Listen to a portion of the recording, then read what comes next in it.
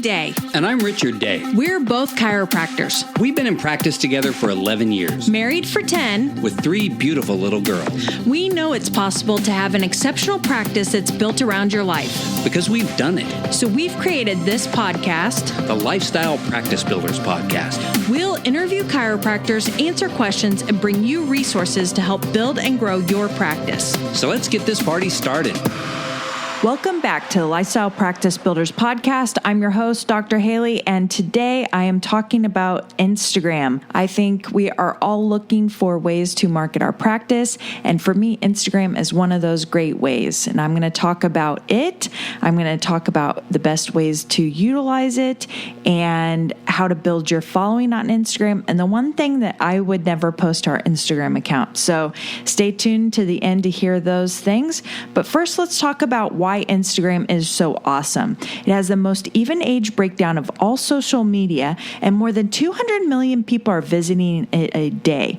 So Instagram is huge. It's an awesome way to connect and build relationships within your community, other business leaders, co-managing partners such as massage therapists, acupuncturists, other doctors, athletic trainers, and then it's also great to connect with possible new patients. Instagram is a great way to communicate who you are and what you treat so that when possible future patients stumble on your account, maybe through your website or Facebook, they know you're the right chiropractor for them. They are looking at your stories and posts, and those are a great way to show how relatable you are and how perfect you are for them. Instagram is also a great way to educate people who already know you about what you do. So we all have friends and family members that have never been to a chiropractor, but they will follow you on Instagram. And by following you on Instagram, they'll learn about who you are so that when they or someone they know needs help, they know you're the person to go to. Instagram is great at narrowing in on your target area or location, and that's why I really think it's awesome for this. I see a lot of Instagram accounts and they're trying to build the numbers, but for me, it's really about who's closest to us and actually might come in. So I'm always trying to create a following that is right around our area, and I'm not as concerned about numbers. And the last thing that I think Instagram is great for is learning about the type of content your followers enjoy to see from you. And that will help drive traffic to your website, and they can learn more about you, maybe download a resource, and even schedule a visit. So your Instagram profile should tell visitors who you are, what you offer, and why they should care about you enough to hit the follow button. So that's the end goal. You want someone in your area to stumble upon your account and click that follow button. Then while following you, if they ever need your services or they know someone who needs chiropractic, they'll know you're the person to go to. And it all starts with your username, and that should be similar to names you use around other social media. Our practice is Great Day Chiropractic, and so our Instagram handle is Great Day Docs. So pick something that fits you, fits your persona, that kind of thing. The next thing you're going to do is pick your profile picture. I think a personal picture is really great of you, of the doctor, but you can also use a logo. I just think the picture is more personable. And then you're going to put your name. And that can be found by search engines. So if you use your name and you have enough space to put your location, that would be great too. You could say Malibu Chiropractor, John Smith, Malibu Chiropractor. And so if people searched Malibu Chiropractor, they would actually find you. Then the next is your bio. And every word or emoji matters. So answer the basics. You only have 150 characters with this, but you never get a second chance to make a first impression, so make everything count. Don't write in paragraph style. Use bite-sized chunks of information to really get across to the people stumbling upon your account who you are and what you do best. You want a strong call to action, or CTA, and that is, what do you want people to do once they land on your account? Do you want them to follow your feed, join your Facebook group, download a resource? Have that in that bio if you can. You also want to include a phone number if there's room and your address. I stumble upon a lot of chiropractic clinics that don't say where they are, and so it would be up to the person to actually click through to maybe their website or click through a post to learn about where someone is and But you don't have that kind of time. People want to see it right where they are. And if they don't connect with you through your picture or that you're local to them, then they may be off to the next account. So I really think that having your location is important there. And then you're giving one link. So you can link to your website, or you could use something like Linktree and link to several things. You can link to your website, a resource, a blog, that kind of thing. For us, we have just our website. We want people to go there, learn more about us, and hopefully schedule a visit. So the website's key for that. You do not want to use hashtags in your bio, because that's actually going to link people to other places. And so before they are even done with your bio, they could click on a hashtag and they're out of there. So unless that hashtag is specific to your practice, I really would stay away from putting any hashtags in your bio. And then last but not least is the contact button. If you have a business profile, then that will link to your phone number, email, and for people to get directions. Overall, for your profile is that I really think that if you're a business, it should be public. People shouldn't have to follow you to learn more about you. Most people aren't going to do that. And if you want more followers in your area, then making it public is really best. It's a business. You're a public thing. People can see your Facebook page and they really want to get to know you. And that's just a barrier to entry. So make it public, let them in, and let yourself grow. So let's talk about posting. You really want to limit generic pictures, selfies, technical chiropractic posts, and don't post just to post. You want to find a genuine reason for posting today and make sure that someone's going to get some value from it. Do some editing, maybe use a filter, but make it look its best, whatever you can do with it. And some people use Canva to add words or to give it a more consistent look to it. So Canva, I think, is great. We use Canva all the time. And then if you're having a hard time figuring out how to post, a great way to narrow down on what you're posting is to create a pattern to your post. So it'll help you build content. If every Monday is a meme, every Tuesday is an exercise, every Wednesday is your favorite foods, every Thursday is a supplement that you like to recommend. So if there's a pattern to it, it'll help you create your post for the day.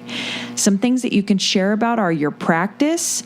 You can share things about you, your community. All of those things are great. You can share testimonials of patients, and you can regram from fans and followers that have actually posted about you. That's good. Or you can regram from people in your community. So a business that posts a picture of a food that looks awesome to you, you could repost that, and that's an easy post for the day. You can also use Instagram to promote your presence outside of Instagram. So if you have a YouTube channel or a TikTok, then you can promote that using Instagram. Make sure that you geotag or tag the place where you are. This helps people in your community find you, your practice, the restaurant you're eating at, the park you're playing at, the store you're shopping at. That way others will see your post under that location, and then also that place might repost your post or share it in their stories, which is awesome. And when you're writing below your post, you want a call to action in the comments. So write about your post, whatever you're doing, and then ask people to either visit your website, leave a comment, to answer a question. Is this your favorite place to get a cheeseburger? Have you tried this supplement? That kind of thing. So that really helps you get engagement with your followers. Highest engagement times are typically found around lunch to early afternoon. I recommend taking a break on Sunday. Not much going on Instagram. People are enjoying their families and friends. So posting on Sunday is not necessary. You can use up to 30 hashtags. I would use mostly location-dependent hashtags. So the point of using Instagram to grow your practice is finding people in your community. Using those hashtags to narrow in your audience from your community is important, and that's a great way of doing it. The next thing we're going to talk about is stories. So these stories last for 24 hours, and they tell a story about you, your practice, and how you are in the community. And some followers only look at stories, so it's really important to use this feature. You can post several stories throughout the day. You want to get creative, and how you can do this best is watching others and see what they do with it, and then playing around with it yourself and creating posts that are fun and engaging, or actually stories that are fun and engaging, and just playing around with it. So you can mention others in your story. That's a nice feature. So if you're at a restaurant, you can mention the restaurant, you can put the location of the restaurant, and you can use up to 10 hashtags in your story. So that can help get some eyes on your post too. You can also use stories to get feedback by using the poll feature, or you can ask your followers questions to learn more about them and what they want. You can use the countdown timer to alert your followers to upcoming events in your office or that you'll be at in the community.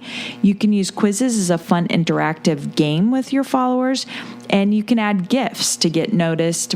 People are watching a lot of stories through the day, and fun GIFs can kind of get their eyes to your story. You can add music, and then also, of course, add words with different fonts, colors, backgrounds that make it fun.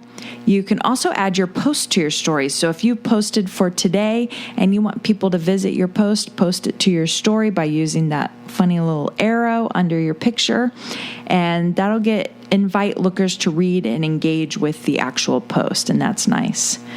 So you can video from the app to create a story, or you can also use a video you've already taken on your phone. Sometimes I do that. And then if you want the story to stick around a while, there's a highlights section on your profile that you can add these stories to categories. So maybe you have an exercises category or low back exercise category, and any story that you do that is talking about low back problems, then you would add it to that highlight reel, and people can watch those whenever they want. The last thing with Instagram is IGTV, and this is for more long form videos. It hasn't really taken off yet, but that's good because it means it's not real saturated, and people who do watch IGTV are more likely to watch your video. You want to use vertical video. Keep it short. You're limited to 10 minutes. I recommend 2 to 5 minutes is best. It can be recorded using your camera, and you want to change it up. Keep content relevant. Use other popular content, posts that people have liked, stories that people have liked as a basis for your IGTV videos. Be a teacher, can be tutorial style, how-to exercises, lifting, yoga tips, cooking tips, whatever your thing is, be the teacher of it. So how-to videos about the kinds of things that you do in your practice. You can also go behind the scenes to show your office and let people know what to expect in your office, what kind of equipment you have, that kind of thing. You can also use this content to upload to YouTube. So if you want a YouTube channel and you haven't started one, you can use these IGTVs to upload to a YouTube video and start to build and create that for your practice. You can also do promotional videos, kind of a webinar style for potential customers, do an interview with someone in your community, and you can use subtitles, pop-up text, hashtags, and add an interesting cover to these to make them nice. So promote your IGTV across social media. You can let people on Facebook know that you've posted an IGTV video or on your YouTube, that kind of thing. And you can tease the content that it's coming. So on Wednesday, I'm doing low back exercises on IGTV. Please stick around to check that out. You want to wear branded apparel for these is best. And then always check the analytics with any of this stuff. I just realized that I'm leaving out Instagram Live as something you can do. I've seen a lot of people during quarantine do, 15-minute exercise videos for live. So you can definitely go live in your office or wherever you're at in the community and show what's going on with you. It's a fun way to do. A lot of times it will alert your followers that you're on live. So that's fun. You can talk to them. You can see if people have questions about your practice. So those are some good things you can do on live. And most importantly, how can we build your following? A lot of these things that I've been talking about, that's how you're going to do it. You want to actively engage with your audience and people in your community. So go find their posts, go watch their stories, and leave a genuine comment, things that really catch your eye, and that way you'll get noticed by them. You want to make sure it's genuine though, because if it's superficial or fake or just doesn't mean anything to the post, then that might actually cause them to block you. You can also ask your followers to share content that they've liked from your Instagram, so they could share a post, they could share your story. That's always nice. You can put up a sign in your office. You can share your Instagram to other platforms and ask for your Facebook followers to follow you on Instagram. You could also put your username on your t-shirts, logo shirts, or workout gear so that people might be interested in who you are and follow you on Instagram. So the negatives about Instagram are that it can be a time suck. Anyone that's been on Instagram knows that you can waste away on there. You can spend hours and not even realize it. So watch your time on there. Make sure it's worthy of what you're doing and that you're actually growing if you're on there. It can also be a turnoff if you are posting fake, boring, or superficial posts, generic posts that people don't connect with, then I really think it could be a turnoff. Somebody could go from your website to your Instagram and not feel like they're connecting with you and move on to the next person in their Google search. So make sure that you're posting and making it worth your time and doing a good job that people are relating to it. And the one thing that I would never post to my IG is an adjustment. So for us, we just feel like people don't want to see that. A lot of people don't cringe when they hear an adjustment or see somebody twist somebody's neck. So for us, it's not something we do. I've seen plenty of chiropractors do it. Maybe it's working for them, but for me, I think it's a turnoff to my ideal patient. And so I do not post those kinds of things to Instagram. So I have nothing against the adjustment. I just know that some people don't like the hear or look of it. I hope you guys have gotten some little tokens of gold from this podcast. It's a very basic intro to Instagram, how you can grow your following and really use it to market your practice. I think that it is great for that. And if you have any questions, you can reach out to us, and I'm happy to answer any of those questions. Thank you for listening. Take care and have a great day. If you enjoyed this podcast episode, please share it with your friends on Instagram and Facebook. And for those of you who are already subscribers, we really appreciate it. Thanks for the reviews. We love reading those and knowing that you're loving the podcast. If you're looking for more tips and inspiration, be sure to check us out at lifestylepracticebuilders.com or join our business and marketing Facebook group for chiropractors at facebook.com/group/lifestylepractice.